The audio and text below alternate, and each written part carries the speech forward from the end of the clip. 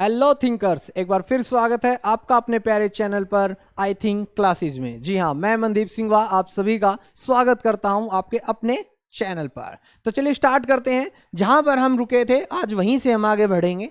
हम कर रहे थे exercise 4.1 class 10th quadratic equations. तो चलिए स्टार्ट करते हैं। चैप्टर 4.1 का जो क्वेश्चन नंबर 2 है ये बड़े इंपॉर्टेंट है। तो देखिएगा क्वेश्चन 2 क्या कहता है। इसको आज हम ये क्वेश्चन नंबर 2 कंप्लीट करके 4.1 को बड़ा सिरे से कंप्लीट करेंगे। Represent the flowing situations in the form of quadratic equations. वो कहता है कि ये जितनी सिचुएशन दे रखी हैं, सिचुएशन मतलब कोई कंडीशन, जैसे ये लाइनें दे रखी है, इनको पढ़ के समझ के ज्ञान बटोर के आपको क्वाड्रेटिक इक्वेशन बनानी है। और क्वाड्रेटिक इक्वेशन क्या होती है? A x square plus B x plus C is equal to 0 and a not equal to 0 and a, b and c are real numbers, ये इसकी सारी बड़ी कहानी है। ये इसका इतिहास एक ही बार में एक छोटे से सार में मैंने आपको समझा दिया। अब आपको वो कहता है क्वाड्रेटिक इक्वेशन क्रिएट करो। सॉल्यूशन नहीं मांगता आपसे, वो आपसे क्या मांगता है? इक्वेशन मांगता है। तो चलो पढ़ना शुरू करते हैं। अगर वो इक्वेशन मांगता है तो क्या कहता है? The area of A rectangular plot, second का फर्स्ट पार्ट, उसने बोला area of A rectangular plot. सामने वाले के दिमाग से खेल जाओ। सबसे पहले एक रेक्टेंगल बना दो। ये लो सर जी, एक रेक्टेंगल बना दिया, उसका नामकरण कर दो ए बी सी और क्या बना दो डी। अब वो कहता है एरिया, तो बचपन में आ जाओ। एरिया ऑफ रेक्टेंगल क्या होता है? एरिया ऑफ रेक्टेंगल क्या होता है? रेक्टेंगल क्या होता है? L into B. इसका मतलब एक एल होगा और एक क्या होगा? बी होगा। एक एल होगा और एक क्या होगा? बी। तो चलो फाइंड आउट करो। वो कहता है the length of the plot, plot की जो लेंथ है, is 1 more than the twice of its breadth। ये जो काम की लाइन है कि 1 more than the twice of breadth, जो लेंथ है वो ब्रेड्थ के दुगने से एक ज्यादा है। लेंथ जो है वो ब्रेड्थ के दुगने से क्या है? एक है ज्यादा। ज्यादातर बच्चे कहते हैं sir let be the length X, let be the length Y. क्यों मानना है मेरे भाई? किसने बोला? कहां लिखा लेट करना है? क्यों एल एक्स वाई के पीछे पड़े हुए हो? एल और बी मान लो उसको।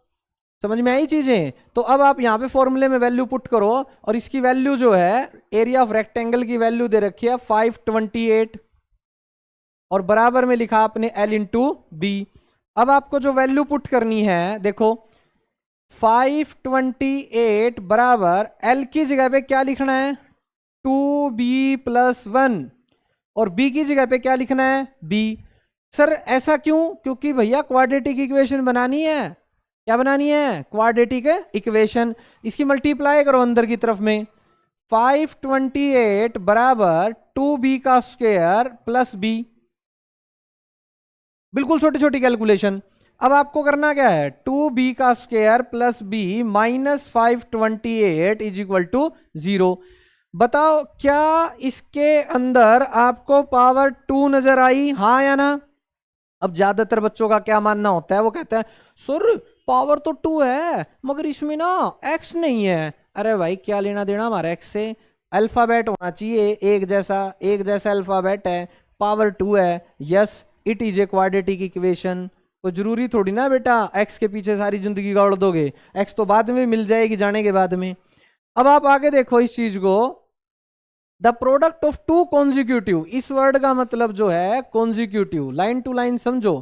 प्रोडक्ट यहां पे आपको मल्टीप्लाई करनी है, कॉन्जिक्यूटिव का मतलब होता है लगातार। लगातार 3 के बाद 4, 10 के बाद 11, 25 के बाद 26, ऐसे। पॉजिटिव माने पॉजिटिव, इंटीजर माने प्लस माइनस कैसा भी हो। 306 है। अब मान लो तुम लेट फर्स्ट नंबर, तो भाई लिखो let first number x, let second number x+1। Sir x+1 क्यों मान लिया? अरे मेरे भोले पंछी, 3 के बाद में अगर तूने 4 मानेगा तो 3,3+1 ही तो लिख सकता है। अगर इसको x लिखेगा तो इसको क्या लिखेगा? x+1। हर बार एक ही तो जोड़ रहा है। अब उसने बोला इन दोनों की प्रोडक्ट कर दो। प्रोडक्ट कर दो भाई, ये लो कर दो। जैसा मैथ्स बोले वैसा कर दिया करो, मैथ्स से ऊपर कुछ नहीं। अब वो कह रहा है कि इनकी मल्टीप्लाई 306 है। कितनी है? 306। तो अब 306 हमने लिख दिया। मल्टीप्लाई करने मैंने मेरे बच्चों को अभी सिखाई थी, एक्स का square plus X is equal to 306। X का स्क्वायर प्लस एक्स ट्रांसपोज कर दो, जो प्लस का है वो किसका आ जाएगा, माइनस का, और जो माइनस का है वो किसका आ जाएगा, प्लस का। दोनों में ना कोई दिक्कत आएगी ना ही कुछ और दिक्कत आएगी, प्रॉब्लम सोल्व हो जाएगी। एक्स की पावर 2 नजर आई, हाँ सर, ए एक्स का square plus B x plus C is equal to 0। बड़े बड़े अक्षरों में छाप देना, yes it is a quadratic equation, yes don't worry. बातचीत करते हैं क्वेश्चन नंबर 3 की। 3 के ऊपर लिख लो इंपॉर्टेंट, 4th के ऊपर भी लिख लो मोस्ट इंपॉर्टेंट। समझ में आई चीजें? तो चलो स्टार्ट करते हैं। अब वो कहता है कि रोहन्स मदर, यहां पर काट के अपना नाम लिख लो खुद का, इसकी जगह पे काट के खुद का नाम लिख लो, क्वेश्चन इतना आसान हो जाएगा, मक्खन की तरह आसान हो जाएगा। Rohan's mother is 26 year older than him. Rohan, यहां लिखा हमने रोहन, और यहां लिखा रोहन्स मदर, रोहन्स मदर। अब यहां पे इनकी प्रेजेंट एज लिख लिया करो मेरे भाई। इसकी मदर की प्रेजेंट एज है एक्स ईयर, और ये खुद अपने हैं वाई ईयर। क्या है, वाई।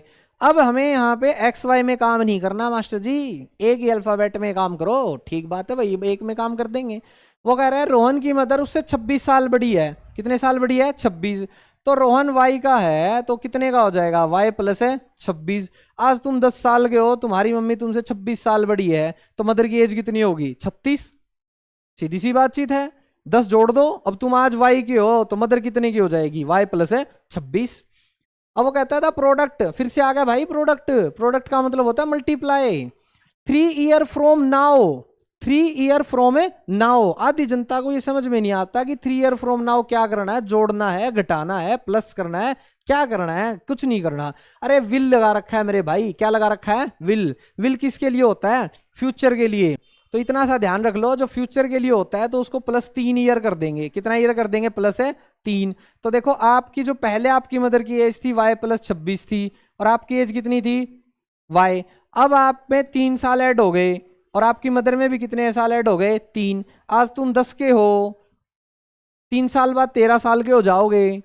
16 के हो, 3 साल बाद 19 साल के हो जाओगे। तो एज तो आपकी बढ़ेगी, तो आपकी मदर की एज भी बढ़ेगी। तो ये जो टोटल है ये क्या बन गया, y प्लस में 29, और ये क्या बन गया, y प्लस में 3। ठीक है। अब ये कहता है कि सर इसका ना वो कर दो, प्रोडक्ट कर दो। क्या कर दो, इसकी प्रोडक्ट कर देंगे भाई। प्रोडक्ट किसने मना किया है, प्रोडक्ट विल बी 360। चलो भाई प्रोडक्ट करो अब इसकी, यहां पे लिखो प्रोडक्ट कर दी, ये लो, और बराबर में कितना लिख दिया, 360। प्रोडक्ट करने में मेरे बच्चे बड़े माहिर हैं, मना नहीं करते कभी भी किसी भी काम को। अब आप देखो प्रोडक्ट करो, इधर मल्टीप्लाई करेंगे y का स्क्वायर, y की 3 से करेंगे 3y, 29 की y से करेंगे 29y, 29 की 3 से करेंगे, मल्टीप्लाई करो भाई 29 की 3 से, 3 नीम 27, 2 3 दूनी 6, 87 बराबर में कितना आ जाएगा, 360। कितना आ जाएगा भाई, 360। कैलकुलेशन के मामले में बड़ा ध्यान रखा करें भाई, अगर कैलकुलेशन अगर आप लोगों की गलत होगी ना कहीं पे भी, तो वहीं पर जो सारा मामला है ना वो बिगड़ जाएगा भाई। आई बात समझ में? ठीक है, तो कैलकुलेशन जो है वो बड़े ध्यान से किया करो। अब आप देखो ये क्या लिख सकते हो, इसको वाई स्क्वायर, इन दोनों को इकट्ठा करके क्या लिखेंगे, 29 और 3 32y प्लस 87 और माइनस 360 और इज इक्वल टू कितना आ जाएगा, 0। तो चलो भाई अब आप इसको कैलकुलेट कर सकते हो बड़े इजी वे से, और वो कितना आएगा वो आप देख लो कि यहाँ पे कितना आएगा। दोनों को सोल्व करके आएगा -273 प्लस 32y, और प्लस का यहाँ पे कौन है तुम्हारा, y का स्क्वायर, और बराबर में क्या आ गया, 0। दिखाई दी पावर 2, अरे दिखाई दी क्या मेरा बच्चा पार्टी, पावर 2 नजर आई, आई सर, पावर 2 नजर आई, आई सर, आई। तो मेरे बच्चे देखो ये क्या कहलाएगा, क्वाड्रेटिक इक्वेशन। क्या कहलाएगा, क्वाड्रेटिक इक्वेशन। बातचीत करते हैं पार्ट नंबर 4 की। किसकी बात करते हैं, मोस्ट इंपोर्टेंट लिख लो भैया पार्ट नंबर 4 के ऊपर। पार्ट नंबर 4 के ऊपर मोस्ट इंपोर्टेंट लिख लो, सबसे इंपोर्टेंट क्वेश्चन है ट्रेन वाला। किस वाला है, ट्रेन वाला। चलो भाई पढ़ो statement. A train travel a distance, distance मिल गया 480 किलोमीटर, लिख लो, लिख दो यहाँ पे डिस्टेंस 480 किलोमीटर, लिख दिया सर। At a uniform speed. अब सर यूनिफॉर्म स्पीड क्या होती है, साइंस में पढ़ाते हैं बेटा, यूनिफॉर्म स्पीड जैसी एक ही स्पीड से आप चलते रहते हैं जिसमें आप कभी बदलाव नहीं करते, उसे यूनिफॉर्म स्पीड कहते हैं। तो यहां पे लेट कर लो, let uniform speed x kilometre per hour, x kilometre per hour. अब आपको यहां पे एक बात का ध्यान रखना है, जैसे ये चीज आ जाए तो आपको speed is equal to distance by में टाइम टेकन का जो फार्मूला है ना, उसके ऊपर काम करना शुरू कर देना है। स्पीड मिल जाए ये फार्मूला लगेगा, डिस्टेंस दिख जाए ये फार्मूला लगेगा, टाइम दिख जाए ये फार्मूला लगेगा, ये फार्मूला सब में लगेगा। अब आगे जाके उसने कहा कि उसने जो स्पीड है वो यहाँ पे ये था फर्स्ट पार्ट, सेकंड पार्ट में वो कहता है स्पीड कम कर ली according to question A T Q. According to question उसने स्पीड कितनी कम कर ली, स्पीड जो है वो सेकंड केस में 8 कम हो गई, तो क्या कहलाएगा 8 kilometre per hour, x minus 8, x minus 8। ज्यादातर बच्चे सीधा 8 लिख देते हैं, जो क्या कहलाता है, गलत कहलाता है, x माइनस 8 कहलाएगा। क्या कहलाएगा, x माइनस 8। और वो कहता है then it would have taken 3 more hours to cover the same distance, जिससे वो पहले ट्रेवल कर रहा था 480 डिस्टेंस और फिर एक बार फिर 480 डिस्टेंस ट्रेवल किया, और इन दोनों में 3 आवर का डिस्टेंस है। कितने आवर का डिस्टेंस है, 3 आवर का क्या है डिस्टेंस। ये जो 480 है इस